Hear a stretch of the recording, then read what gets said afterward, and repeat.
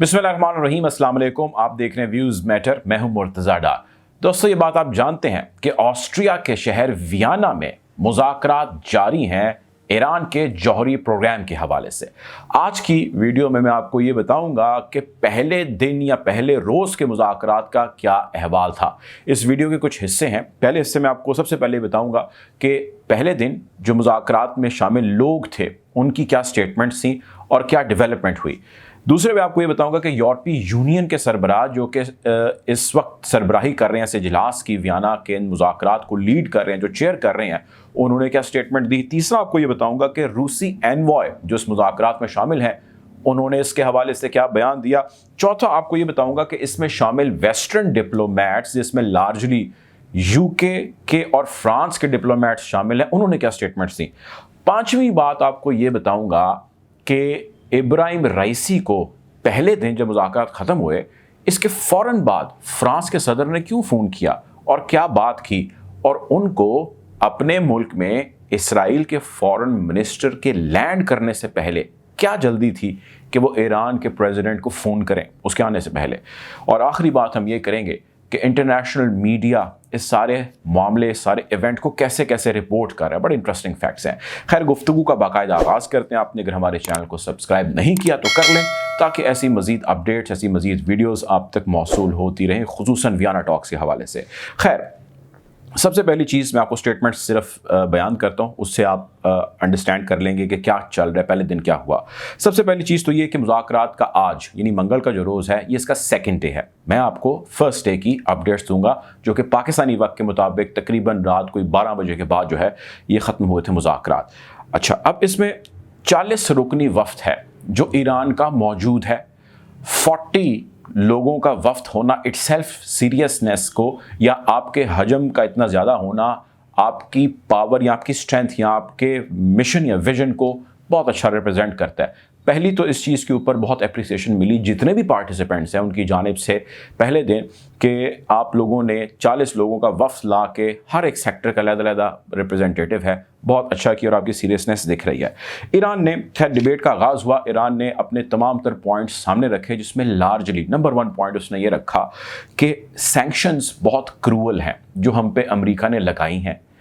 दूसरी ये कि ये सैंक्शंस लगाए गए हैं यकतरफा तौर पे, हमसे मुआहदा किया, खुद ही तोड़ दिया, हमसे पूछा तक नहीं, उसने अपने साथियों से नहीं पूछा। ये वहाँ पे कोट एंड कोट इसी किस्म की बात हुई जिसमें उन्होंने कहा कि यहाँ पे फ्रांस के रिप्रेजेंटेटिव हैं, यहाँ पे यूके के रिप्रेजेंटेटिव हैं, यहाँ पे चाइना के रिप्रेजेंटेटिव हैं, यहाँ पे रशिया के रिप्रेजेंटेटिव हैं। आप मुझे ये बताइए कि आप में से किसी से अमरीकी सदर ने ये पूछा कि ये मुआहदा मैं ईरान के साथ तोड़ने जा रहा हूँ, तो सबसे पहले तो उन्होंने हमारी जो हजीमत की सो की, उन्होंने आपकी भी हजीमत की। तो आप ये बताइए कि मुआहदा एक तरफा तोड़ना जो है ज़ेब देता है इतने बड़े मुल्क, और वो भी जो अपने आप को सुपर पावर कहलाए। दूसरी उन्होंने बात की कि अब जो क्रूअल सैंक्शंस हैं उसकी बात करते हैं। ममालिक के ताल्लुकात अच्छे भी रहते हैं, ख़राब भी रहते हैं। इन तमाम में लोगों को जो है वो क्रश नहीं किया जाता, उनको कर्ब नहीं किया जाता। जंग अगर जारी हो तो जंग के दौरान भी कुछ उसके उसूल होते हैं जो अनअनाउंस्ड होते हैं बट वो डिक्लेयर्ड होते हैं। मिसाल के तौर पे कि आप स्कूलों पे बमबारी नहीं करेंगे, मिसाल के तौर पे आप हस्पतालों पे बमबारी नहीं करेंगे, वगैरह वगैरह। तो आप ये बताइए कि अभी तो हमारी जंग बाकायदा आमने सामने नहीं हुई, जो हम पर सैंक्शंस लगाई गई उसमें बहुत सैंक्शंस की वजह से हमारी अद्वियात, हमारी मेडिकल सप्लाईज, इवन कि हमारी कोविड की वैक्सीन तक जो है वो मुतासिर हुई और यहाँ तक नहीं पहुँच पाई। हमने अपनी मदद आपके तहत जो है जो हल निकालना था वो निकाला। आपकी सैंक्शंस हम पे तो लगी, हम तो उसके खौफ में नहीं आते, लेकिन आपने दीगर ममालिक जो हमारे साथ काम कर रहे थे आपने उनको डरा दिया कि आप हमारे साथ काम नहीं करेंगे। किसी भी तरह क्या ये जस्टिफाइड है? जिसके जवाब में जितने भी पार्टिसिपेंट थे उस सेशन के अंदर जो अपने अपने ममालिक की नुमाइंदगी कर रहे थे उन्होंने इस बात से एग्री किया और उन्होंने कहा कि जी ईरान के अवाम हो, फ्रांस की अवाम हो, यमन की हो या कहीं की भी अवाम हो, जब उसके ऊपर इस किस्म की पाबंदियां लगती हैं तो हम में से कोई भी ऐसा शख्स या मुल्क नहीं है जो कि इसको पसंद करता है। सो लार्जली ममालिक ने इसको कंडेम किया। अच्छा, एक चीज़ मैं आपको रिमाइंड करवा दूँ, वो ये कि इन मुलाकात में अमरीका की डायरेक्ट रिप्रेजेंटेशन नहीं है, क्योंकि ये शर्त थी ईरान की। ईरान ने कहा था कि मुज़ाकरात होंगे, हम बैठेंगे, लेकिन इसमें अमेरिका नहीं बैठेगा। चुनाचे अमेरिका की डायरेक्ट रिप्रेजेंटेशन नहीं है, अलबत्ता उसकी इनडायरेक्ट रिप्रेजेंटेशन है। जो उसने ईरान अफेयर्स के हवाले से अपना स्पेशल एनवॉय रखा है, वो वहाँ पे इनडायरेक्टली मौजूद थे या वहाँ पे पार्टिसिपेट कर रहे थे। डायरेक्ट जो है वो नेगोशिएशन का हिस्सा अमेरिकन्स नहीं है, ऑन दी रिक्वेस्ट और on the orders of the member of the Iranian delegation. अच्छा, अगली चीज़ ये है कि ईरान ने एक और चीज़ कही। उन्होंने कहा कि जी इससे तो सब एग्री करते हैं कि जी रिमूवल होना चाहिए सैंक्शंस का, सैंक्शंस गलत बात है। अब दूसरी ईरान ये चीज़ कहता है कि हमें इमीडिएटली इसका सोल्यूशन चाहिए, एक चीज़, और दूसरा ये कि हमें इसकी गारंटी चाहिए कि दोबारा सैंक्शंस नहीं लगाई जाएंगी। अगर आपने दोबारा सैंक्शंस लगानी है और हमें गारंटी नहीं देनी, या आप कहते हैं कि जी हम सैंक्शन नहीं लगाएंगे और गारंटी भी आप नहीं देते उसकी, तो ये जो दोबारा हमने इतनी एक्सरसाइज की है, 40 लोगों का यहाँ पे वफ्द लेके आए हैं और बातचीत आगे जारी है, इस एक्सरसाइज का भी कोई फ़ायदा नहीं है। तो चुनाचे इस एक्सरसाइज को भी हमें यहाँ पे रोकना होगा, शन करना होगा। हमें गारंटी दे अमेरिका, या अमेरिका के बिहाफ पे कोई मुल्क गारंटी करे कि वो सैंक्शंस दोबारा नहीं लगाएगा। अगली चीज़ ये कि कुछ लोगों का ख्याल ये था, खैर ये खबरें मैंने भी देखी सामने ही, कि जी ईरान ने कुछ एक्स्ट्रा ऑर्डिनरी शराइत हैं अमेरिका की जिसको मानने के हवाले से एग्रीमेंट की है। खैर इसके हवाले से भी ईरान के डिप्टी फॉरेन मिनिस्टर की स्टेटमेंट आ गई, जो कि बाकरी इस वक्त वहाँ पे लीड कर रहे हैं डेलीगेशन को और चीफ नेगोशिएटर भी हैं ईरान के। उन्होंने कहा कि जी नथिंग मोर देन JCPOA, यानी कि जो चीज़ें या जो शराइत हमें लागू की गई थी JCPOA यानी जौहरी मुआहदे में जो पिछला था 2015 वाला, उतनी ही हम एक्सेप्ट करेंगे। उससे 1 इंच या 1 पॉइंट भी ज़्यादा किसी भी किस्म की शर्त को हम तस्लीम करने से इनकारी हैं, ऐसा कुछ भी नहीं होगा। खैर ये तो डेवलपमेंट थी जो पहले दिन की मेन चीज़ें थी जिसके हवाले से बातचीत हुई। वैसे तो बहुत लंबा इसका ट्रांसक्रिप्ट है और बहुत लंबी तफसीलात हैं जिसके हवाले से रिमार्क्स पास हुए।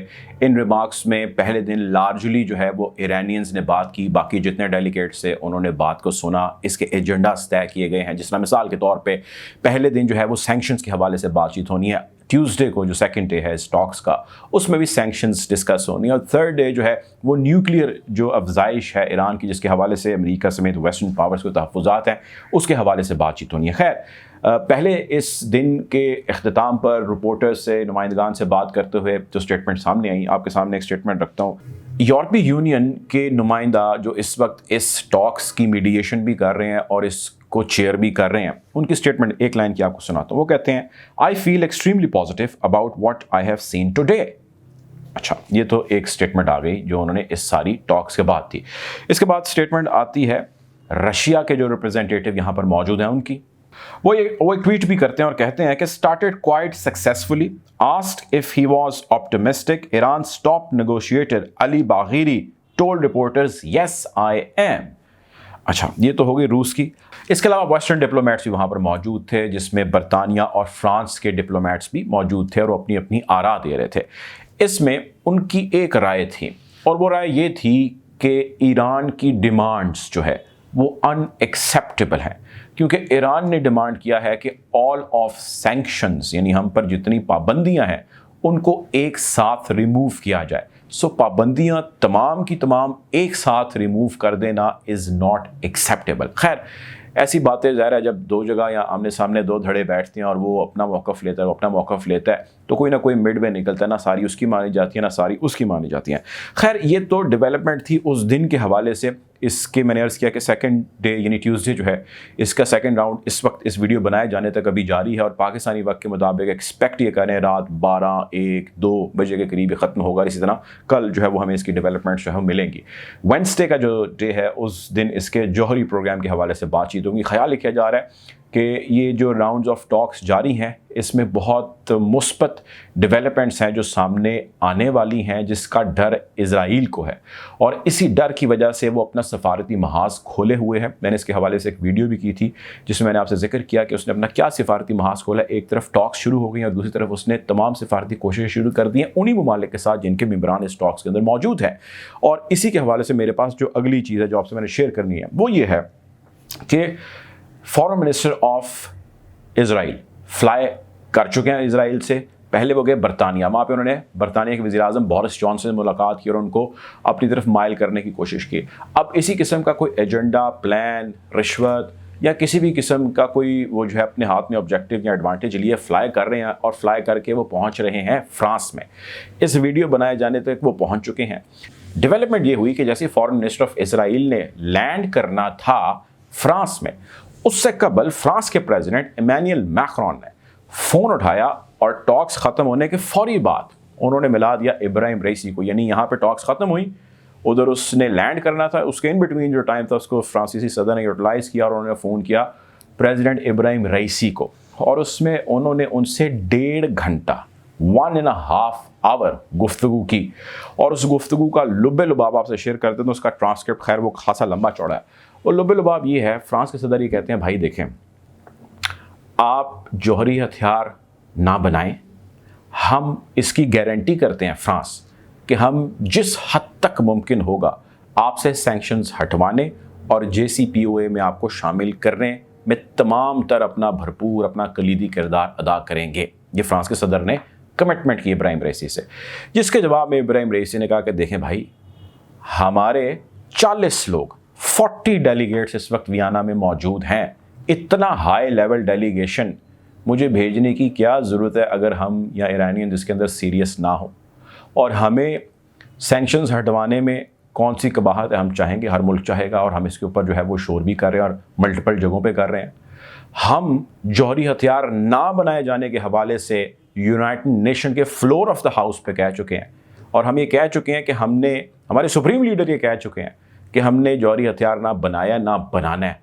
تو پیچھے بھائی مسئلہ رہ کیا جاتا ہے؟ اگر کسی نے اس کے نام پہ پالیٹکس کرنی ہے تو وہ ہے امریکہ. امریکہ آج یہ پالیٹکس بند کرے، معاہدہ کرے، اور یورپی ممالک نے جو ہمارے ساتھ کمٹمنٹس کی ہیں وہ اس پہ پورا رہے یا پورا اترے. تو آپ دیکھیے کہ یہ ریجن جو ہے اس سے زیادہ پیسفل ریجن ہی کوئی نہیں ہوگا آپ کا، ہمارا کوئی مسئلہ ہی نہیں ہے.